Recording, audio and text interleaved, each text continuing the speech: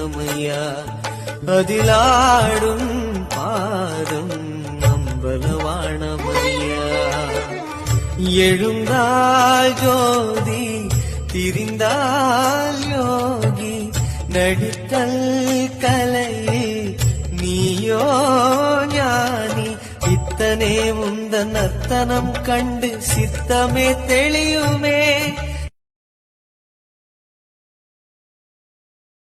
நீ துவண்டு போகும் சமயத்தில் யாரும் துணை இல்லை என்று கலங்காதே. உனக்காக ஏதோ ஒரு உருவில் உன்னுடன் துணையாக நான் வருவேன்.